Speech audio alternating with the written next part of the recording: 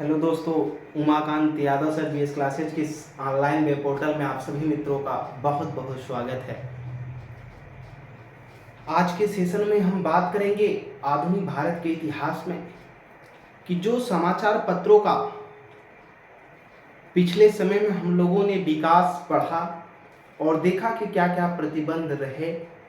आज हम स्वतंत्रता से पहले स्थापित विभिन्न क्षेत्रों में, विभिन्न भाषाओं में देसी और विदेशी यानी अंग्रेजी, यूरोपीय, पुर्तगाली इन लोगों द्वारा स्थापित भारत में समाचार पत्रों को देखेंगे, क्योंकि एग्जाम के दृष्टि से ये महत्वपूर्ण होते हैं। कभी कभी पूछ लिया जाता है कि कौन सा पेपर किनका था, यानी समाचार पत्र, और कब प्रकाशित हुआ था, कहाँ से होते थे।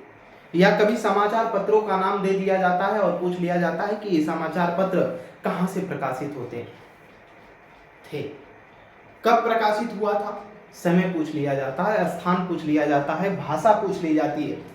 तो इसलिए जो महत्वपूर्ण भारत में समाचार पत्र रहे हैं आजादी के पहले, उनके इतिहास के बारे में हम पढ़ते हुए चलेंगे और जानेंगे कि उसकी स्थापना कब और किसने किया था और कहाँ पर किया था और वो किस भाषा में है। आइए चलते हैं, देखेंगे। पहला, द बंगाल गजट। एक तरफ न्यूज़पेपर है, फिर ईयर्स किस साल में प्रकाशित, फिर फाउंडर्स उसके संस्थापक, फिर प्लेस स्थान होगा, फिर लैंग्वेज उसकी भाषा क्या थी, किस भाषा में वो प्रकाशित होता था, उसके विषय में हम बात करेंगे। आइए देखते हैं the Bengal gazette. Bengal gazette जो था 1780 ईस्वी में इसकी स्थापना हुई थी। किसने किया था? जेम्स हिक्की ने, जेम्स ऑगस्टस हिक्की ने किया था। ठीक, कहां पर? कलकत्ता में। और ये किस भाषा में है? The Bengal gazette. तो द बंगाल गजट किस भाषा में है? इंग्लिश भाषा में है। दूसरे न्यूज़पेपर की तरफ हम आगे बढ़ेंगे और देखेंगे कि जो दूसरा न्यूज़पेपर है वो है बंगाल गजट। क्या है? बंगाल गजट। बंगाल गजट, ऊपर वाला द बंगाल गजट था, नीचे वाला बंगाल गजट है। इसकी स्थापना 1816 में हुई थी। किसने किया था? गंगाधर भट्टाचार्य ने किया था। कहां पर किया था? कलकत्ता में ही किया था। और कलकत्ता में तो था, तो किस भाषा में था? ये भी इंग्लिश ही भाषा में था। आगे की तरफ चलेंगे और देखेंगे कि तीसरा समाचार दर्पण, तीसरा जो पत्र था समाचार पत्र, वो था समाचार दर्पण था, जो 1818 में स्थापित हुआ था। कहां स्थापित हुआ था? मार्समैन के द्वारा स्थापित किया गया था। कहां भी? ये भी कलकत्ता में ही स्थापित हुआ था। किस भाषा में स्थापित हुआ था?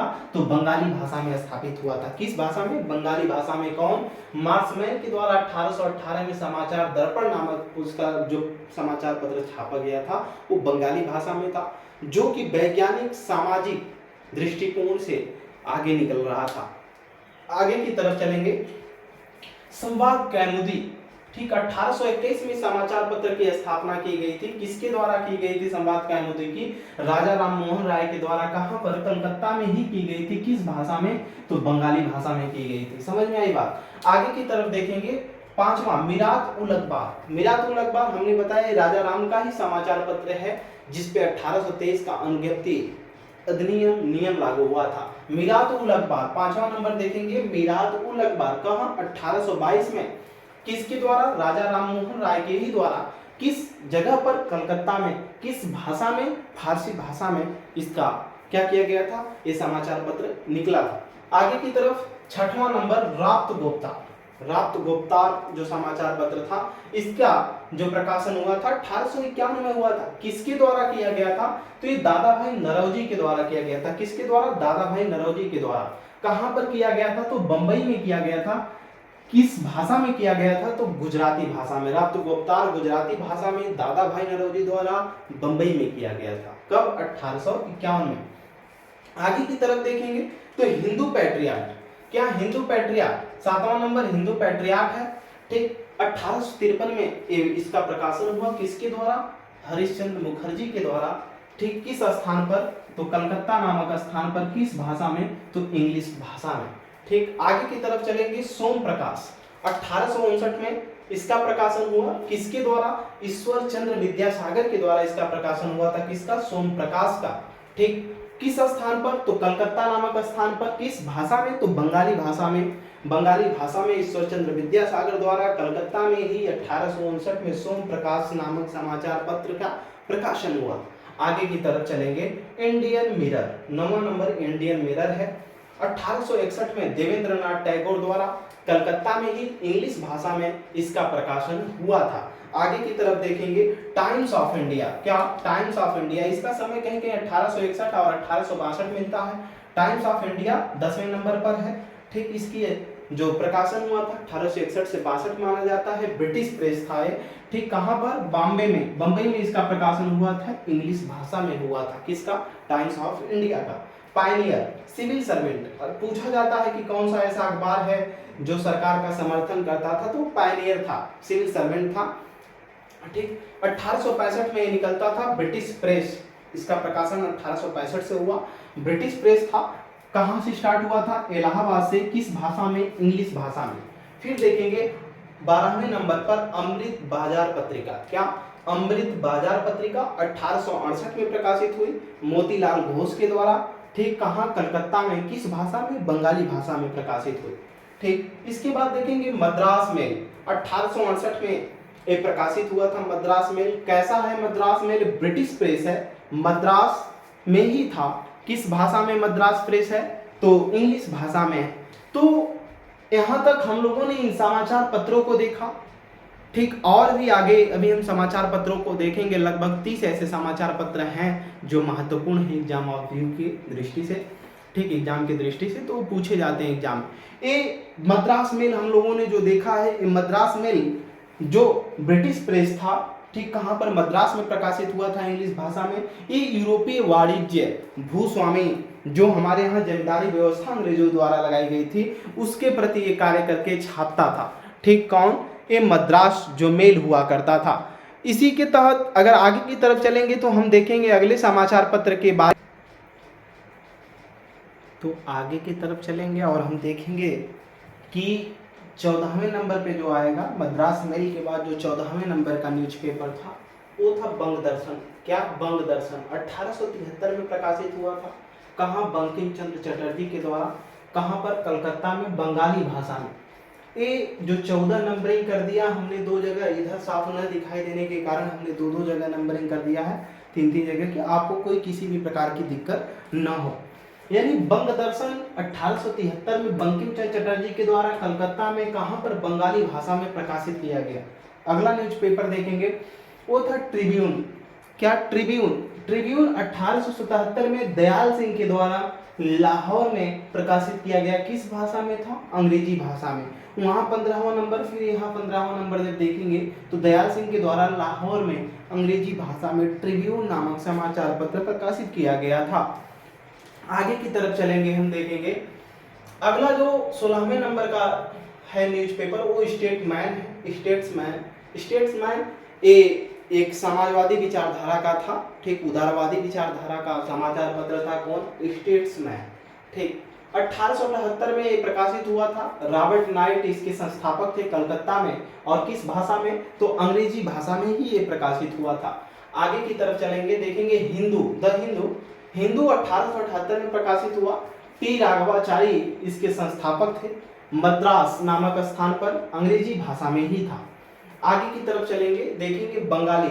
18वां जो बंगाली है, बंगाली भाषा में न्यूज़पेपर प्रकाशित हुआ और 1879 में प्रकाशित हुआ। किसकी देखरेख में? एस.एन. बनर्जी की देखरेख में कलकत्ता में। कहाँ? कलकत्ता में अंग्रेजी भाषा में प्रकाशित हुआ। हमने देखा कि बंगाली जो है 1879 ईस्वी में एस.एन. बनर्जी की देखरेख में कलकत्ता में ये अंग्रेजी भाषा में ही क्या हुआ था? प्रकाशित हुआ था। आगे की तरफ देखेंगे केसरी। 19वें नंबर का जो समाचार पत्र है ये केसरी है। 1881 में प्रकाशित हुआ था। बीजी तिलक के द्वारा इसका संस्थापक माने जाते हैं बीजी तिलक। बंबई में। कहाँ? मराठी भाषा में। ठीक, आगे की तरफ मराठा। 1881 ईस्वी में इसकी स्थापक हुई, इस तब से प्रकाशित हो रहा है मराठा न्यूज़पेपर। ठीक, बाल गंगाधर तिलक के द्वारा ही ये स्टार्ट किया गया था। कहाँ पर? बंबई में। किस भाषा में? अंग्रेजी भाषा में। बाल गंगाधर तिलक का ऊपरा वाला जो केसरी था ये मराठी भाषा में था और मराठा जो था ये अंग्रेजी भाषा में था। ठीक, आगे चलेंगे इंडियन ओपिनियन। ये तो बहुत चर्चित है। कौन? Indian opinion. इंडियन ओपिनियन बहुत चर्चित न्यूज़पेपर है, कई बार एग्जामों में पूछा जा चुका है। 1903 में प्रकाशित किया गया था। मोहन करमचंद गांधी के द्वारा यानी महात्मा गांधी के द्वारा, ठीक, कहाँ पर, दक्षिणी अफ्रीका में किया गया था। किस भाषा में है, तो ये भी इंग्लिश में किया गया था। किसमें, इंग्लिश में, ये भी इंग्लिश में प्रकाशित है। ठीक, आगे की तरफ चलेंगे, देखेंगे अल हिलाल। अल हिलाल 1912 में, ठीक, प्रकाशित हुआ था।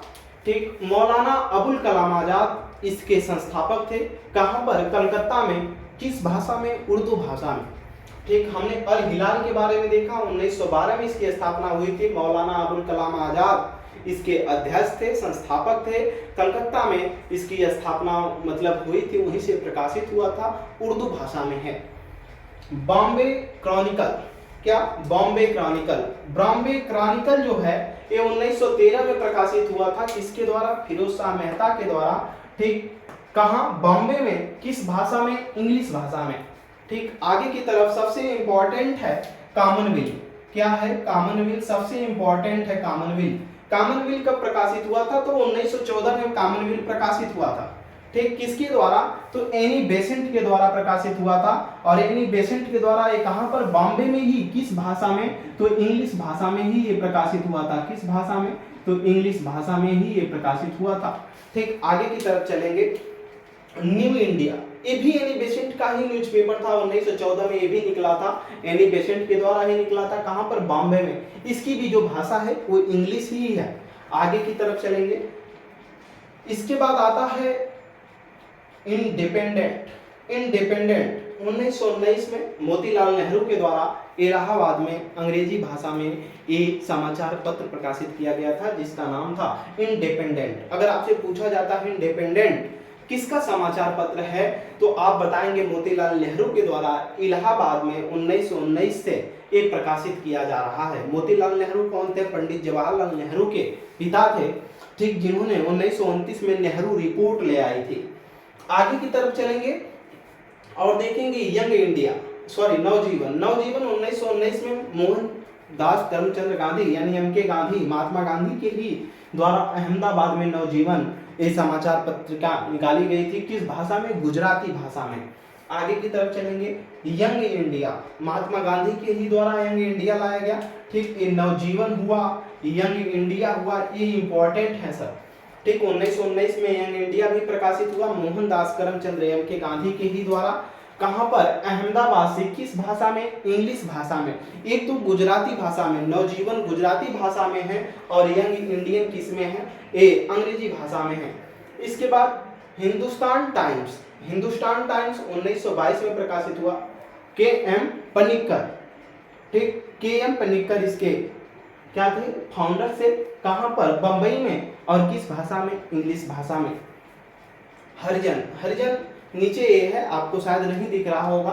तीसरा जो समाचार पत्र है ये हरिजन है। इसका नाम 1933 में प्रकाशित किया गया था। किसके द्वारा, महात्मा गांधी के द्वारा। और पुणे से किया गया था। किस भाषा में, हिंदी भाषा में। ठीक, महात्मा गांधी ने इसी में जो दलित नीचे वर्ग के लोगों को थे उनको माना था कि ये ईश्वर के मतलब बच्चे हैं, ईश्वर के लड़के। हरिजन नामक पत्रिका इन्होंने 1933 में प्रकाशित किया था। कहाँ से, पुणे से। कौन, महात्मा गांधी। ठीक, हिंदी भाषा में।